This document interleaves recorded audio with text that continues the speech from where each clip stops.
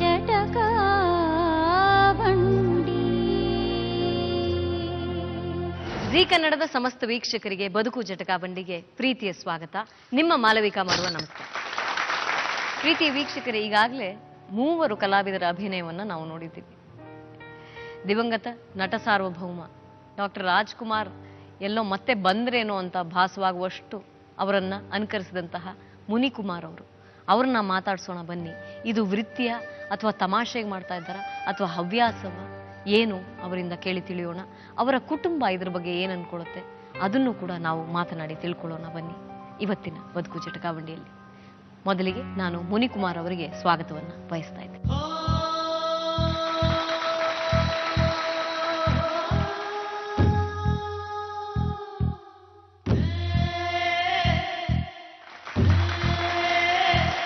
ನಮಗಾಗೋ ಅಷ್ಟೇ ಮನೋರಂಜನೆ ಆಗತ್ತಾ ನಿಮಗೂ? ನನ್ನ ದೃಷ್ಟಿಯಲ್ಲಿ ಕಲಾವಿದರು ಹುಟ್ಟಿರುವುದು ತಾವು ಸಂತೋಷ ಪಡಕ್ಕಲ್ಲ, ಇನ್ನೊಬ್ಬರನ್ನ ಸಂತೋಷ ಪಡಿಸಕ್ಕೆ. ಇದು ರಾಜ್ಕುಮಾರ್ ಅವ್ರು ಹೇಳೋ ಮಾತು, ಮುನಿಕುಮಾರ್ ಅವ್ರು ಹೇಳೋ ಮಾತು? ನನ್ನ ಅನುಭವ. ನಾನು ರಂಗಭೂಮಿ ಕಲಾವಿದ. 64ರಲ್ಲಿ ಸುಬ್ಬಯ್ಯ ನಾಯ್ಡು ಅವರ ಕಂಪನಿಯಲ್ಲಿ ನಾನು ಬಣ್ಣ ಹಾಕಿದ್ದು. ಡಿ.ವಿ. ಕೃಷ್ಣಮೂರ್ತಿ ಅಂತ ಹೇಳಿ ಬಂಗಾರಮ್ಮನವರು, ಲೋಕೇಶ್ ಅವರು, ನಾನು ಹೋಟ್ಲಲ್ಲಿ ಸಪ್ಲೈ ಮಾಡ್ಕೊಂಡಿದ್ದೆ ವಿಷ್ಣು ಭವನಲ್ಲಿ. ಅಲ್ಲಿಗೆ ಬರೋರು ತಿಂಡಿಗೆ. ಆಗ ನನಗೆ ಆಸೆ ನಿಮ್ಮ ನಾಟಕದಲ್ಲಿ ನಾನು ಪಾರ್ಟ್ ಮಾಡಬೇಕು ಅಂತ. ಅದಕ್ಕಿಂತ ಮೊದಲು ಹಿಂದೆ ಸಣ್ಣ ಹುಡುಗ ಇದ್ದಾಗ ನಾನು ಇಲ್ಲಿ ರಾಮನಗರದ ಹತ್ರ ಎರೇಹಳ್ಳಿ, ಹುಟ್ಟಿದ ಬೆಂಗಳೂರಾದರೂ ಬೆಳೆದದ್ದಲ್ಲಿ. ಅವಾಗ ಏನಾಯ್ತು, ಈ ಹಳ್ಳಿನಲ್ಲಿ ನಾಟಕಗಳಾಗ್ತಾ ಇದ್ದು 10 ಗಂಟೆ ಮೇಲೆ ಮಾಡ್ತಾ ಇದ್ದು ಹಳ್ಳಿ ನಾಟಕಗಳು.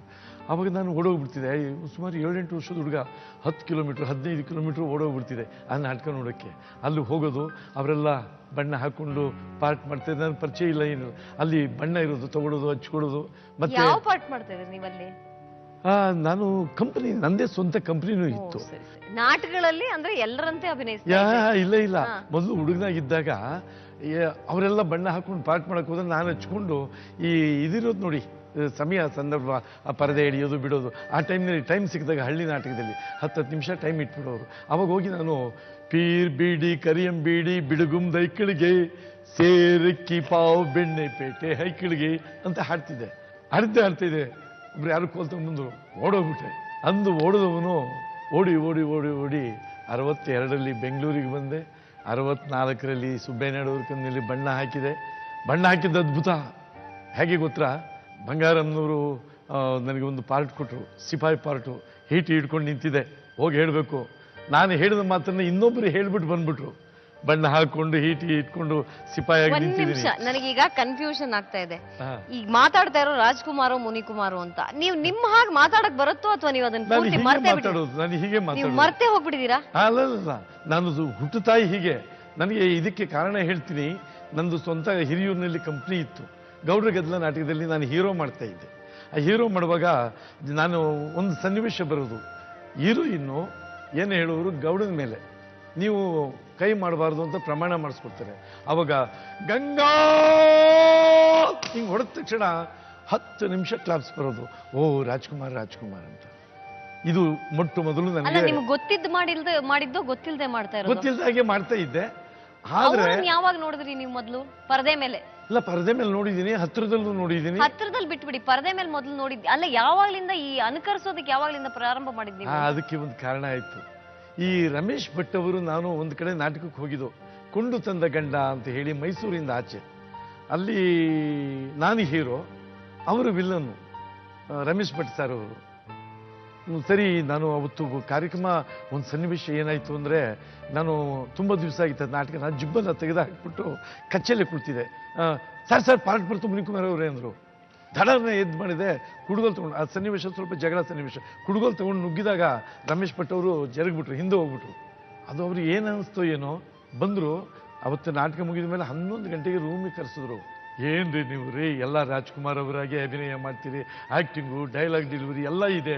ಒಂದು ನೋಡ್ರಿ, ಒಂದು 4 ಕ್ಯಾಸೆಟ್ ಹಾಕ್ಕೊಡಿ, ಅವ್ರು ನೋಡ್ಕೊಡಿ. ನೀವು ಜೂನಿಯರ್ ರಾಜ್ಕುಮಾರ್ ಆಗಿ ಯಾಕೆ ಮಾಡಬಾರ್ದು ಅಂತ ನನಗೆ ಮೊದಲು ನಾನು ಅದು ಎಷ್ಟೋ ಜನ ಹೇಳಿದಾಗಲೂ ಕೂಡ ನಾನು ಅದನ್ನು ಇಷ್ಟಪಡಲಿಲ್ಲ. ಯಾಕೆಂದರೆ ಸಾಧನೆ ಅಣ್ಣವ್ರದ್ದು, ನಂದಲ್ಲ. ಅಪ್ರತಿಮ ಸಾಧನೆ ಮಾಡಿದರು ಅಣ್ಣವರು. ನಾವು ಅವರ ವೇಷ ಹಾಕೊಂಡು ಅಲ್ಲಿ ಹೋದಾಗ ಜನಗಳು ಯಾರನ್ನು ನಕ್ಕಿದ್ರೆ ಅಂತ ಹೇಳಿ ನಾನು ಮಾಡ್ತಾ ಇರಲಿಲ್ಲ. ಯೋಚನೆ ಮಾಡಿದೆ ಕೂತ್ಕೊಂಡು ಏನು ಮಾಡಬೇಕು. 3 ತಿಂಗಳು.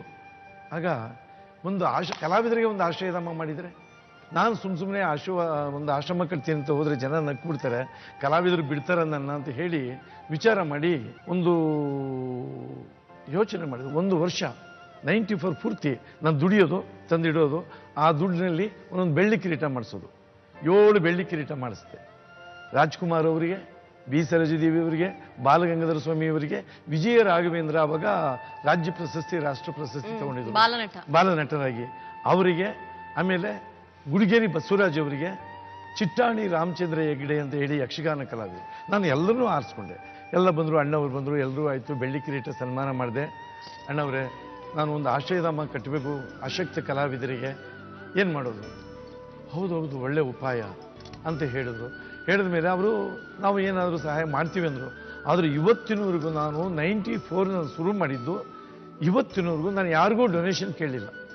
ನಾನು ಯಾವ ಕಲಾವಿದರ ಹತ್ರನೂ ಹೋಗಿ ನಾನು ಆಶ್ರಮ ಕಟ್ತೀನಿ, ಒಂದು ಡೊನೇಷನ್ ಕೊಡಿ, ಯಾವ ಶ್ರೀಮಂತ. ಈಗ ಬೇಕಾದಷ್ಟು ಜನ ನನಗೆ ಕಾರ್ಯಕ್ರಮ ನಡೆಸ್ಕೊಟ್ಟಿದ್ದಾರೆ. ಯಾರು?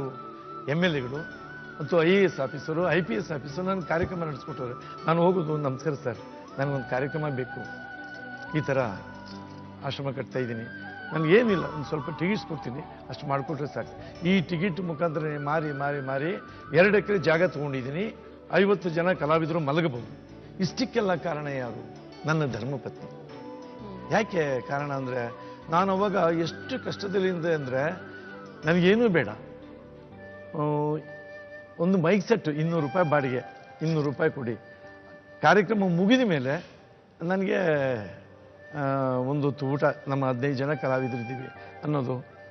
ಅವರು ಕೊಟ್ಟಾಗ ಕಾರ್ಯಕ್ರಮ ಮಾಡೋದು. ಆವಾಗ ನನ್ನ ಕಂಪ್ನಿ ನಿಂತ ಪರಿಸ್ಥಿತಿ ಅಭಿಮಾನಿಗಳಿಗೆ ಹೇಳೋದು.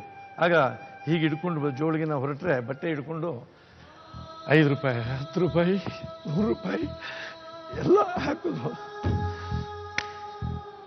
ಅದನ್ನು ಉಳಿಸ್ಕೊಂಡು ಗಂಡು ಮಕ್ಕಳಿಗೆ 50, ಹೆಣ್ಣು ಮಕ್ಕಳು 100 ರೂಪಾಯಿ ಪೇಮೆಂಟ್ ಕೊಡೋದು. ಆ ಉಳಿದ ಹಣದಲ್ಲಿ ನಮ್ಮ ಮನೆಯವರು ಎಲ್ಲರಿಗೂ ಅಡಿಗೆ ಮಾಡಬಹುದು ಬೆಳಿಗ್ಗೆ ಸಾಯಂಕಾಲ. ನಾನಿರುವುದು ನಿಮಗಾಗಿ, ನಾಡಿರುವುದು ನಮಗಾಗಿ, ಕಣ್ಣೀರೇಕೆ ಬಿಸಿಯುಸಿರೇಕೆ, ಕಣ್ಣೀರೇಕೆ ಬಿಸಿಯುಸಿರೇಕೆ, ಬಾಳುವಿರೆಲ್ಲ ಹಾಯಾಗಿ, ಬಾಳುವಿರೆಲ್ಲ ಹಾಯಾಗಿ. ಬದುಕು ಜಟಕ